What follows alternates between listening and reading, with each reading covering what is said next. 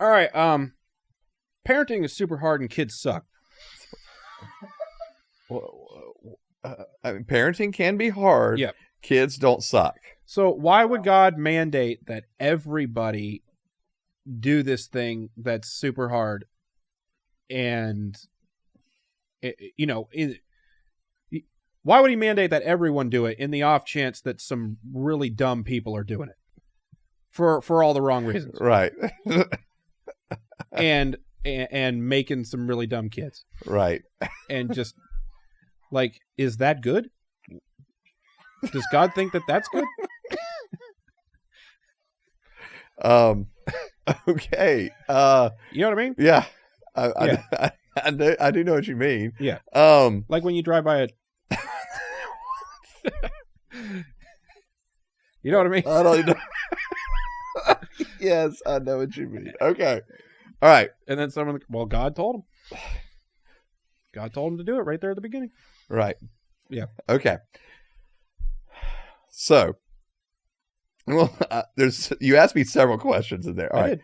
So, one of the first question that you asked was, should people be having kids, or why would God ask parents to have kids when parenting is super hard, as you Right. say? And parenting is hard. Yeah. And it's not easy.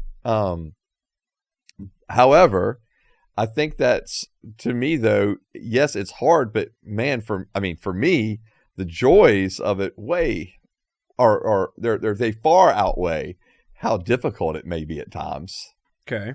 So I mean, and you love, you love your kids. I mean, so for me, I think that, yeah, there's not like a second in my brain that I'm like, man, this is just so hard. I wish I would have never had kids. Like that thought's never occurred to me. And I'm not saying if that thought has occurred to you that you're a terrible person. I'm just saying that I think the joys so far outweigh the difficulties of parenting.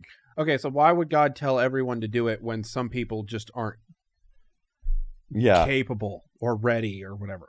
Right. And I do think that's like, those are some legit questions of just, because again, all of this was supposed to happen in the context of marriages and in families, right? Mm-hmm. So an individual was never supposed to, like, and again, we're talking about the ideal. The ideal was that, an individual was not supposed to raise their child alone. Right. And definitely not outside of the context of a larger family and community to be a part of. Mm-hmm. So I think that's one of the things that in our Western individualized culture, it has made things more difficult because we don't always live right around where our family lives now. Mm-hmm. So I think, for example, we live close to my wife's family. Man, that's a massive help. I can only imagine how, because we had 3 kids, 5 and under. Yeah. And that was a hard season, like having 3 kids, 5 and under. So it was very hard. I can't imagine doing that without, like, my mother-in-law's help, for example. Mm-hmm. I think that would have been really difficult. And so that was a hard season for us, but we did it in the context of family. But now with the way that so many people move around, they don't live, close to parents and other family, and they're doing it kind of quote unquote by themselves. I think that's really hard. I think the old adage of it takes a village, to raise a child is really true. And I think that's what makes it, 1, not as difficult, and therefore 2, more enjoyable when you're doing it together. Mm-hmm. And so I don't think we were supposed to just be individualized by ourselves, but I also understand the fact that you have some people that are just, they seem, whether they're just immature or whether they just don't seem to have the capacity to do it well. Yeah. I mean, that's there. And so, however, that doesn't mean their kids are going to, it's not like we just write off their kids immediately because they're having a hard time parenting the children. So I think there's, so many individuals that have come out of difficult situations or with maybe not the best parenting, and they're thriving in life. So I don't think it's always a 1-to-1 correlation with that. All right, I'm going to ask you the same question, but worse. Okay. All right. So, this is hard to ask.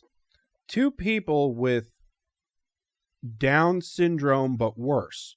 Okay. Whatever the official, whatever is makes them worse than that. Okay.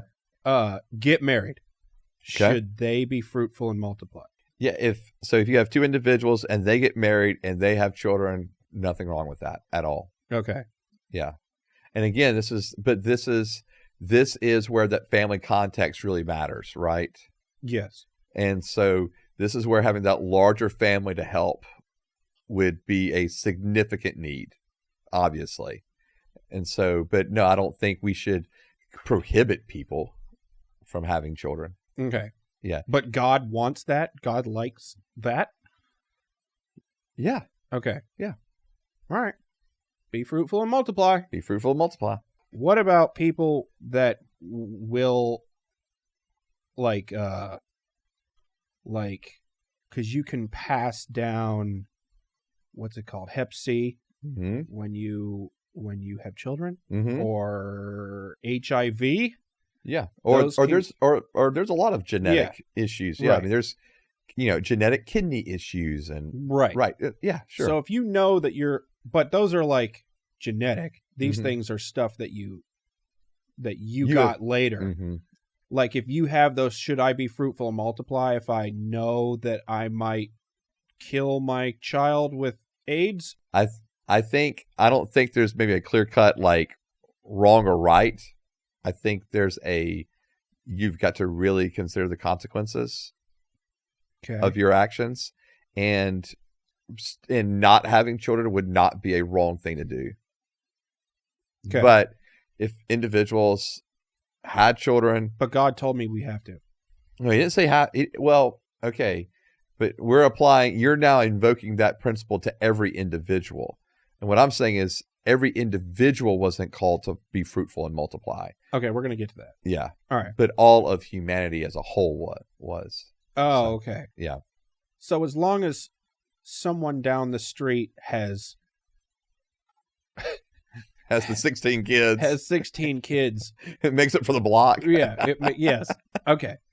Yeah. So as long as humanity as a whole is multiplying, then we're good. Correct. Oh, okay. Correct. Well, that's a better answer than some of the other answers. Yeah. Yeah, I don't think. Okay. Yeah, I don't think we have to narrow it down. So to I don't every individually have to kill my child with AIDS because the person down the street had 16 kids. And I won't even say it's because the person down the street had 16 kids. But yes, you can choose not to have children, and that's perfectly fine. I didn't realize we were going to get so ethical with this either, but I keep thinking of things to ask you about. No, these are good questions. Yeah. I mean, these are real questions. I mean, there's a reason in seminary. I mean, there's a whole class we took on biomedical ethics. So, yeah, because there's a lot of ethical things to consider when you're discussing biblical and theological topics like this.